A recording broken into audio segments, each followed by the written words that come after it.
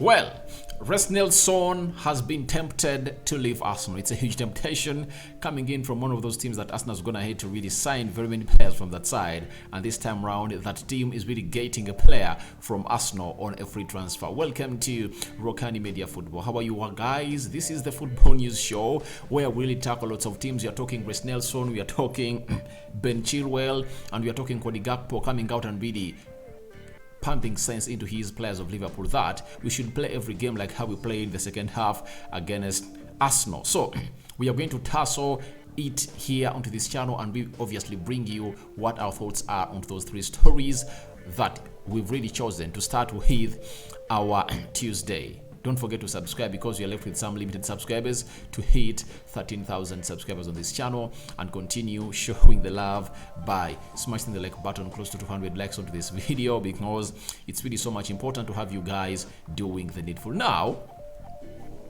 Simon Jones of the Mail Sport has gone ahead and really published this story that Reiss Nelson has impressed when called upon, which is why Arsenal want to hold on to winger Reiss Nelson. However, they face strong competition from Brighton. Arsenal have opened talks over a new contract with the 23-year-old who is a free agent in the summer, and we're hopeful of an agreement, but his pathway to Brighton's first team may be clearer. Now, you know, where I was this morning, I've been having some Arsenal fans, you know, they've been telling me about Reiss Nelson and how good he is, and I told them I don't see Reiss Nelson staying at Arsenal. That's it. However much Arsenal is open to give him a new contract, they've given him less proof that he's going to be playing game in, game out. That's it. However much is coming in from the academy of Arsenal. He has gone ahead to do lots of things for Arsenal this season, you know, but I don't see him really putting pen to paper unless otherwise Arteta is going to really prove to him that he's going to stay at Arsenal. One will say, even that's what people said about Eddie Nketiah, but Eddie Nketiah had a spell of 7 games that he played towards the end of the season, performed very well, and he had convinced Mikel Arteta that he can really do the needful. But Reiss Nelson, I think the reason as to why Arsenal want to give him a new contract is they don't want to lose him on a free. Being English, 23 years of age, and those performances that Reiss Nelson has gone ahead to put out game in, game out every time they brought him on, like against Nottingham Forest, he scored a brace and created 1 assist. Against Bournemouth, he scored the winning goal and created 1 assist. Against Brighton in the Carabao Cup, he created an assist for Eddie Nketiah. Now, very few games scored, but he's really scoring in very many goals according to his game to goal ratio. So I think that's not convincing enough. If I told I'm the agent of Reiss Nelson, that's not convincing enough to me. It's not convincing enough to find him in a situation of really playing for a side known as Arsenal. That's it. So Brighton want to go ahead and really capitalize onto that and convince the player that if I don't come to Brighton, you're going to be playing very many games. And Brighton is going to be playing in Europe next season, and they're a team that know how to really do some good business. You know, Reiss Nelson is 23 years of age, and they're getting him on a free. Brighton are a team that always want to get players on the cheap and sell them expensively. You know, they've sold Ben White to Arsenal, £50 million. They sold they sold Trossard to Arsenal for £27 million. They had bought him at 9, meaning that they made a profit of close to £18 million. And now they are wanting to get Reiss Nelson on a free transfer. They bring him to Arsenal.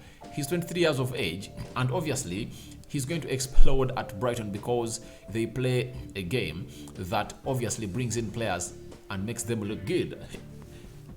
If at all they can make Dan Welbeck look good, do you think they'll fail to make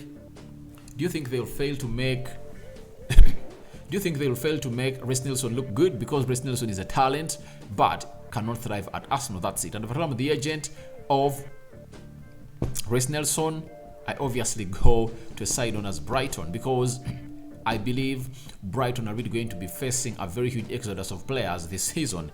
McAllister, Caicedo, Mitoma, Evan Ferguson might leave because teams like Manchester United are interested in him, and very many other players. So I think they have already gone out and started to look for players that are really available. And if I tell you Reiss Nelson will be excited to go on and really play for Brighton, do you know why?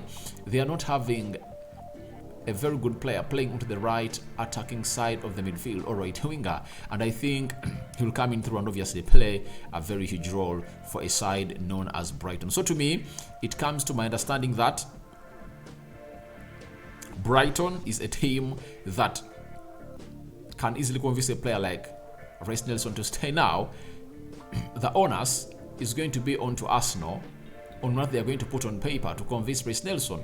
The best thing to convince Reiss Nelson would have been simple, getting him enough playing time towards the end of the season. But with Arsenal left with 8 games to play, they have no time. They have no time to all go out and obviously bring in Reiss Nelson to play, because every game looks like a finale. You know, even the game of Liverpool, where I thought that maybe Reiss Nelson would have gone ahead to do a very beautiful part in that game, because to me Bukayo Saka had nothing to do in that game. I think he would have taken off and brought on Reiss Nelson. Arteta just showed Reiss Nelson that even when there is time for you to come on and do the needful, you cannot be brought on the field of play. So I think Arsenal has not put out enough evidence to Reiss Nelson to confirm to him that we are ready to do the needful. Every time he has been brought on in every game, he has shown that he can fire all cylinders. But Arteta looks like they just want to really sign him on a new contract and obviously don't lose him on a free, because they lost Lacazette on a free. They're going to lose Nketiah, and God willing, Nketiah exploded towards the end of last season and they signed him on a new contract. 5 years, tied on a new contract at Arsenal, earning close to £100,000 a week. Reiss Nelson, is he really wanting to stay at Arsenal and warm the bench? Because Arsenal are going to go on and re-sign in more players in the summer. That's one of those things that should go ahead and really know that Arsenal are going to go out and sign in more players. You know, Julian Brandit, Rafinha is linked to Arsenal. Marcus Asensio, meaning that Arsenal will be looking in for a right attack midfielder with a left foot. So Reiss Nelson can't really compete on the left attacking side of the midfield because there is Trossard, Martinelli, Emily Smith-Rowe.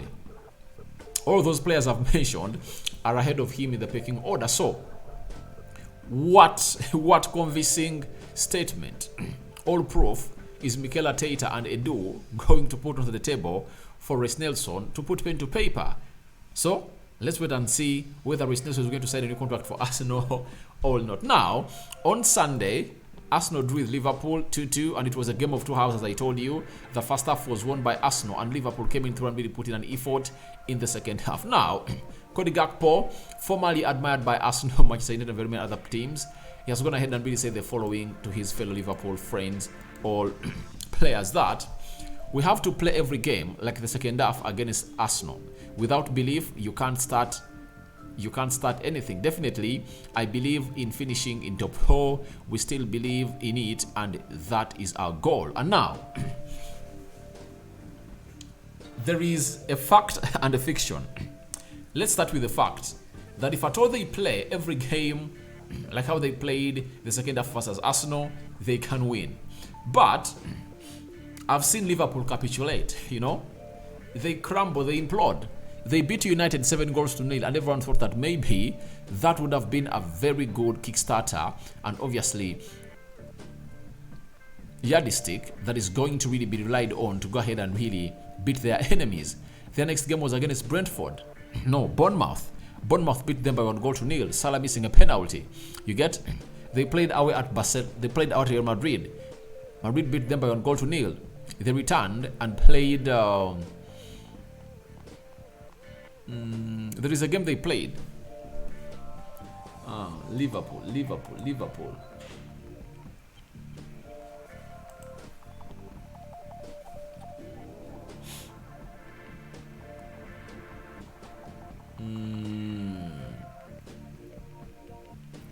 Liverpool. Oh, Liverpool was supposed to play, is it Brighton? A team these two are supposed to be playing was playing into the FA Cup, and I think it was Fulham, and they never really played it. That's why they never played. So on return from the international break, they faced a very humiliating defeat from Man City 4-1, and they've drawn with Arsenal. So I think it's written nowhere that Liverpool's consistency comes in every time they really get a better result of a big team. That's it. So to me, I don't see them really going in the top 4, and that's the fiction that they believe in finishing top 4. Mr. Cody Gakpo, you are daydreaming, because you are 12 points behind the 4th place team, that is Manchester United. And United is not going to implode, unless Newcastle does that. But I don't see United imploding, according to me. And to my understanding, I know 100% that it's really going to be hard for them to really get the 4th spot of the league. So as it stands, he's daydreaming, according to me. They cannot get top 4. They cannot get top 4 unless otherwise Newcastle finds itself losing very many games. But if Liverpool is to get top 4, that means either Manchester United or Newcastle have to lose 3 games. Those are 9 points. That means they have to lose like 4 games for them to get back into the equation of going to the top 4. And even if they lose those, there is Tottenham Hotspur, Brighton, Aston Villa, there is a very huge battle there. And to me, I believe United and Newcastle might find themselves into the Champions League next season. And Liverpool are really dead dreamers. I don't know what your thoughts are about that, but to me, I see Liverpool as dead dreamers when they say that they are still chasing for top 4, If you cannot beat if you cannot beat Bournemouth, and when you look at the fixture of Liverpool, they're going to be hosted by Leeds this weekend. Then they'll host Nottingham Forest. They'll play away at West Ham. They have to play Tottenham Hotspur. They have to play Fulham. They have to play Brentford. They have to play Leicester City. They have to play Aston Villa, and they have to play away at Southampton. Those are 1, 2, 3, 4, 5, 6, 7, 8, 9. They're having 9 games left. 9 games left. Are they going to win all the 9 games? Why? Even if they win them, it just requires United or Newcastle to win 6 out of their remaining 9 games. If at all they do like that, it will be sealed. That's it. So to me, I don't see Liverpool really going ahead to win the 4th spot to go into the Champions League. And they should fight for the UEFA Europa League positions. That is what they can do better, according to me. So, after that, let's sum up this story with Ben Chilwell. Ben Chilwell will sign a new contract with Chelsea. Fabrizio Romano has gone ahead to confirm to us that it will be valid until 2027. Those are 4 years from now. 2 clubs were interested in Ben Chilwell as a potential option for the summer, but he only wanted to stay.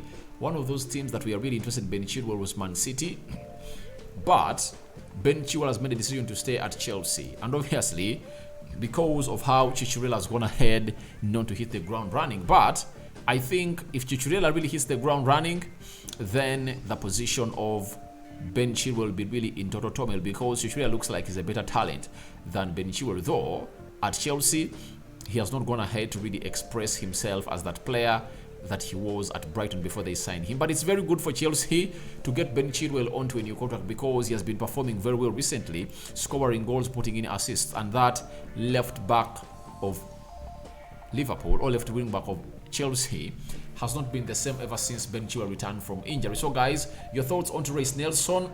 Temptation to quit Arsenal are welcome in the comment section below. Do you think he's going to renew his contract, or is going to really move out as a free agent? And the positives that you get as, or the incentives that you get as a player or a free agent in the game of football. Then what are your thoughts about Cody Gakpo? Think that Liverpool can win very many games and really finish in the top 4 if at all they play like how they played against Arsenal in the second half at Anfield, that saw that game ending 2-2. And lastly, do you think Ben Chilwell has gone ahead to really put in the shift to be given a new contract or be extended at Chelsea, All that and more into the comment section below. I sign out for now. See you later. My Muslim friends, Ramadan Kareem. My Christian friends, I cover you all in the precious blood of Jesus Christ. We came back from Easter. Jesus has gone ahead to resurrect, and we are really doing the best that we deserve to be at the club of Christianity. Bye-bye.